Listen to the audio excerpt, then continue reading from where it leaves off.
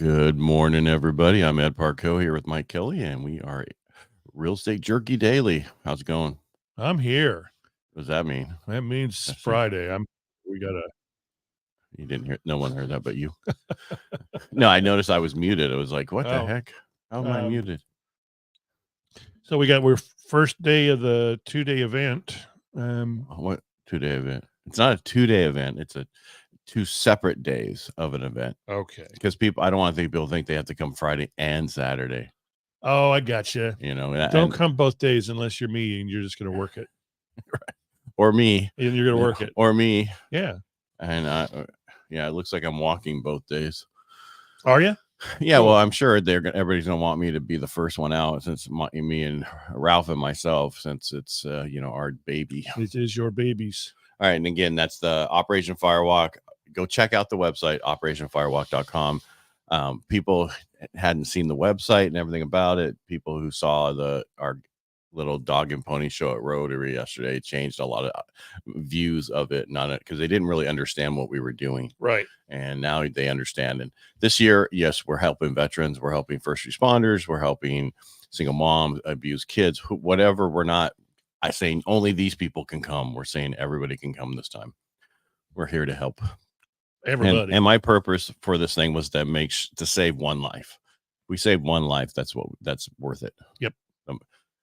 All right. So again, it's today, starts today about 5:30. So get there around 5 tomorrow. If you're coming to Saturday's event, same thing, get around 4:30, 5 o'clock, come set up and come on out and enjoy. It's going to be dinner around 6-ish each, depending on how it works. Right. And then they're going to start talking around 6:30. That's a keynote speaker, Dave Sanderson, who is the guy who was on the plane that went down in the Hudson. And he was working for Tony Robbins at the time, which a lot of people didn't know. Yeah, I didn't know until they said that yesterday. Yeah, so he was working with him. And then I was listening to all their stories last night at dinner, and they were talking about how when that went in the thing, one of the guys was like, hey, doesn't so-and-so fly from here to there and take that flight all the time? Yeah, but what's the possibility? And then they turn off the TV, go do something else. They get a text, turn on TV, and the guy's getting interviewed by Katie Couric. Are you serious? Yeah. How cool is that? What are the odds of that? Yeah, when being interviewed really meant something. Yeah, when they reported the news, what happened? Yeah. So if you have any questions, reach out to me. Ed Parcaut, come and give me a call. Yeah. 209-404-1915. And please, everybody keeps saying, well, Saturday shows it's going to rain. Boy, that's right, Scooby. But if you look at the numbers, it says up until like 4 o'clock, there's a 35% chance of rain. Right. Earlier in the day, there's the 80% chance of rain. So stop worrying about it. And it doesn't matter. It won't be there when we're walking. It's not going to be there. Yeah. And it can't rain enough to put out the fires. No, once they're started, they can't put it out. Yeah, the coals. Doesn't matter. But you're not going to get rained on. So. Yeah. Don't worry about it. Don't worry about it. Come on out. Well, I think that's why we're having a lower turnout numbers. I think they're going to wait until Saturday and post. So as long as you can register before the event at 5 o'clock, it's still got places for you. Good. So good. All right. What's going on today? Well, we got some numbers, some state numbers. You want to see them? Yeah. I want you to do state numbers and then I'll get into the other stuff. Oh, look, that's Operation Firewalk state numbers. Those were the same numbers that we talked about earlier. So we got listings are up again. That's nice to see. 760 new listings per day, week ending of April 6th. That's a lot more. So hopefully closed sales will be up next. Yeah, closed sales are down though for this last week, 470. Because a lot of people are worried about because rates went up. I mean, went drastically up, compared to where they were. Yeah, well, hopefully a quarter to 3/8. Yeah, drastic. That didn't affect the closing of those. No, but I'm just sales. saying the new listings potentially what could go forward. 599 pending sales. That's about where we were the week prior. These are a little bit better. These are much more positive. Up 8%. That's cool. Mm-hmm. Closed the sale. 23.2% entered escrow, and 20. Those are big numbers compared to last year. Yeah, the 1 in 4 agents went into escrow, and we're still positive. No, these are even more. Yeah, we're still positive. We're positive that we're going to have more inventory and sales will be up. Yeah. Well, the question is, they must sales, be looking at this. We're talking about closing sales, or we're talking about sales prices. Yeah. We're talking about closing sales because with this, what's that? The dream for some that's out there right now. And once those, that's why you're going to start seeing a lot of additional offers on the table for the people who got approved. Right. And it's not going to be a ton more. It's not like last time where everybody's fighting to get the contract, get the contract and then submit. No, it's the other way. You have to get approved and then you go get your property up until May. So you got plenty of time. How does the lottery work on that? And I'm sure they're going to go, okay, this person is this color. Yeah. So they're I don't know. They're approved. They've done their classes. They get in the contract. They still don't know if they've. Well, they have to. No, they get. You have to do the class. Go into for the lottery. Okay. Get picked and then go shopping. Go shopping. Yeah. Okay. Yeah.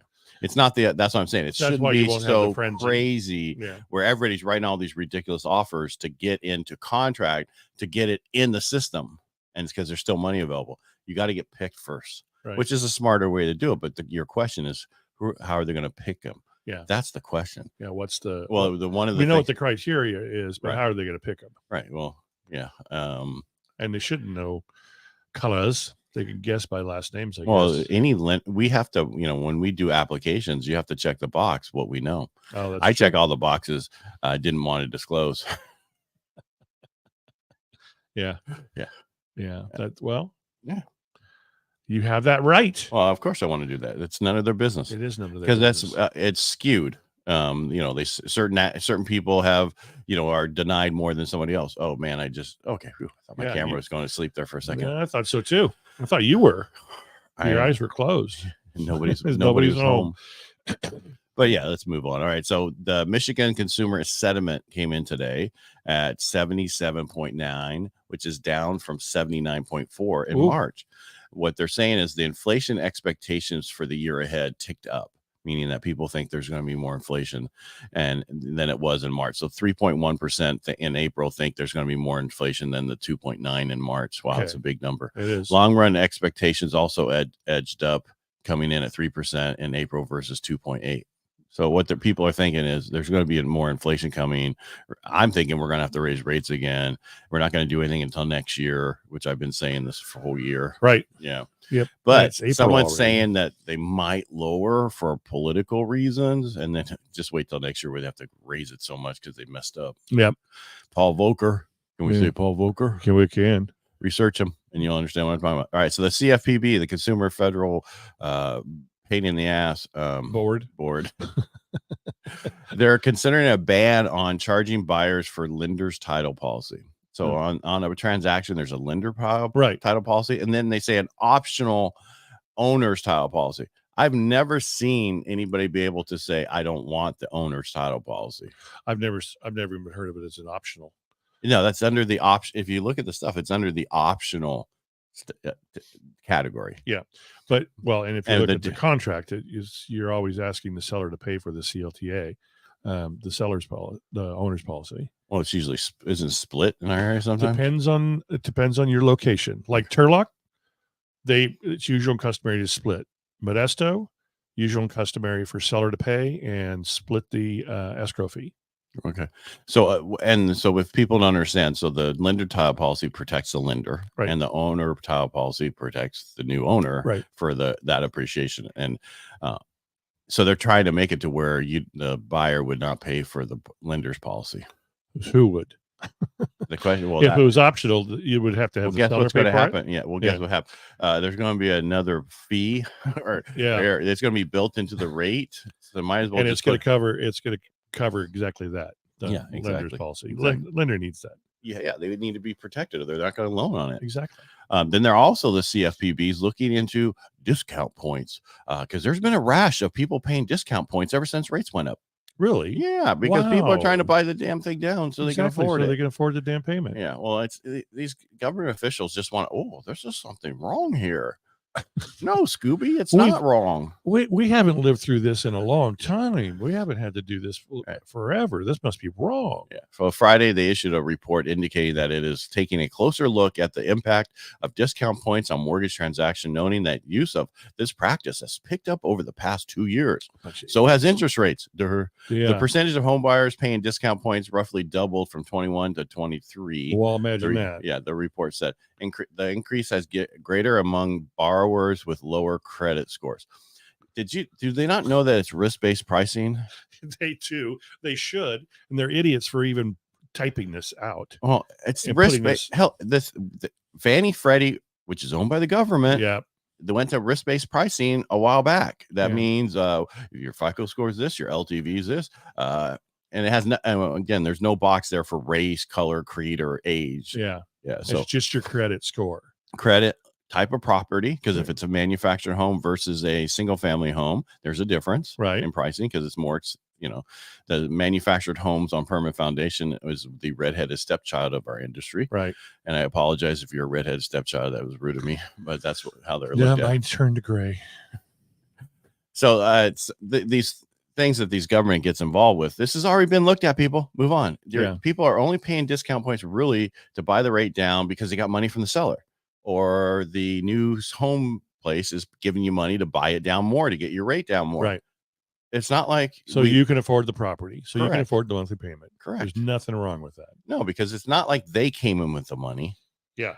Because I'm against. I mean, the way it's worked out, there's no origination on any loan unless you're a unique lender who does that. But most of us do not charge origination. So we only charge the discount points, which is truly discount points mean you're buying the rate below the par rate, Right. which just means no cost.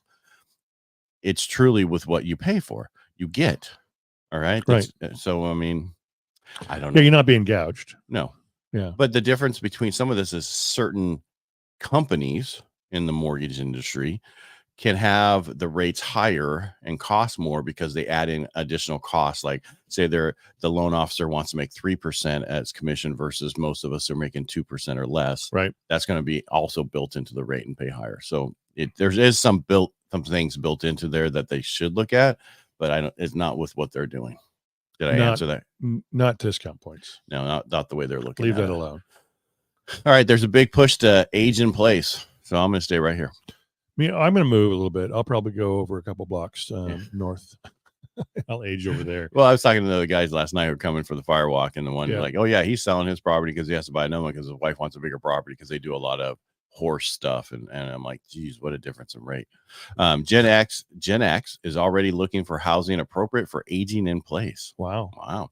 Baby boomers are exhibiting, there it goes, an overwhelming desire to age in place on their own homes. But their children, largely members of the Generation X, are also making desires felt by the seeking out homes that are accommodating. I think that all has to do with the rate where they're stuck at. They're at this low rate and they don't want to move. And again, I consider that as abusive relationship. When you're stuck with that rate, you don't do things because of that rate. That is dumb. Yeah. You got to make those changes. You got to get the stuff. Yes, it's going to be a little bit more expensive up front, but over time, you're going to be able to lower those rates a little bit. But I was talking to a guy, Steiner. He does Steiner Collectibles. He's a big dude that's been around forever. He actually marketed a lot of stuff for athletes, put them into different commercials and all that stuff. He's been around forever. And he was like, in my existence, he's been around forever. He's almost 70. He's like, I averaged, most of my rates were 6, 7, 8, 9. So this is not a big deal to buy property at these interest rates. No, it's only the people who had the low interest rates that was all they saw. Yeah. The young people, wow, look at these low rates. This is what we want to get. Not going to get them again. Yeah. Move on. We're going to be lucky to break 5 ever. I agree. Now, unless there's some major changes. I can see us hovering into 6s. Well, we're going to have to go down because we can't keep paying the interest on our debt. And it's more than what we pay for our military and our, military industrial compliance. 44 billion. Yeah. And then we pay for 412 for defense. Yeah. That's pretty sad. Yeah. That's what happens to other countries like, Japan and China and all those places. You spend all this money on. Look at what happened to Russia. They were spending so much money. We made them go broke with Reagan, made them go broke by telling them, this is what we're going to do, because they kept spending their money on everything and instead of for their people. Right. And, we could go that way if we don't make some changes and, tell this administration, please stop spending. Yeah. You got to get rid of some senators. Yeah, well, we have to, I think I told you the other day, I was asked if I was a dictator, what I would change. And I said term limits. Yeah. Yeah. And they looked at you kind of cockeyed, huh? Yeah. That's like, well, that's what you change. Yeah. That would fix almost everything, because then you wouldn't have the AOCs who are a bartender go in and come out worth, currently worth over $20 million. Yeah. How did she make that money? Well, she probably tended bar on the side, and she, you get 140,000 or something like that as a member of Congress. Yeah, these are last week's. I don't know what's going on next week. Okay. That's pretty much all I have, except for don't forget, come to our Operation Firewalk. I think it's going to be a great event. It's going to be a great event. It's going to be, however everybody was like, how many people you want? I need to say one vet. That's all I care about. Yeah. One veteran, one first responder, one this, send them out. There's some people that need this. They need to come out, listen to these people. I mean, yesterday at Rotary, people were like, what? I didn't know this, right? And it was changed a lot with when he was talking, right? And I was talking to one of our members, and they're like, if we didn't really know what you were doing to this point, now we do. Oh, now we understand. Yeah, he goes, so if you do this next year, which I hear we're doing it next year, you'll have more buy-in and more help and more this. I mean, we have a lot of people helping, supporting the stuff, but it'll be even more of a buy-in. You have your first one's always going to be the lead by example, and that's a lot better than I thought it was going to be, and all those things. And the second one is always where I'll shine really bright because you did all the front work. Well, I guarantee you're going to go, hey Ed, would you run this? No, of course I'm running this. Yeah, it's your baby. And if the cool thing is, you get one of these lighters when you walk. Do no harm. So cool. The 1940s replica of the lighter that GIs took to war with them. They kept in their pocket, and they kept touching it to remember there's no place like home. Did they click their heels? No, but you know what I mean. Yeah, exactly. And then I replaced mine because I don't like the. Yeah, you put a cigar burner on there, the jet fuel pack. All right. That's all I have for today. So if you have any questions, reach out, and I'm serious. Talk to anybody that's a first responder. And I was telling somebody else, that's a doctor, that's a nurse, that's the. I'm like, and I was telling some people, even at some different hospitals that was in administration, they worked 13-hour days during COVID and other stuff. So you know what? So they're first responders. Yeah, to me right now. Yeah. And this weekend we're talking to Dave Albin, who's this weekend we are not. We're talking to ourselves. Oh, last weekend. Last weekend was yeah. And by the way, it's at Richard's Ranch, by the way, this week. Yeah. The thing is at Richard Ranch, not wherever Mike kept saying on the radio. Yeah. 300 Grimes Road. When you go there, you're going to see a sign that says 300 Grimes Road, and it's a gate. You just go in there. We'll put a Rotary sign there to let you know to go and turn in there. Which is in my car. Right. I know, but I'm just saying, so when you come in, just put that right there by the gate. Absolutely. Yeah. Because I didn't get any signs that says event down this way or whatever. Okay. I got the Rotary sign. All that matters. All that matters. All right, guys. All right. Make it a great day. Thanks for being here. And we really appreciate you and what you do for us. Thank you. And would love to see you out there Saturday or tonight. Yes. Actually, I would tell you if you want to, tonight would be easier. We're not going to start eating until around 6. And I have people who are just coming at like 7:30 to walk and all that stuff. That's fine. Just let me know the way you're coming. Yep. Okay. All right. All right. Make it a great day. Thanks for being here. Bye. Bye.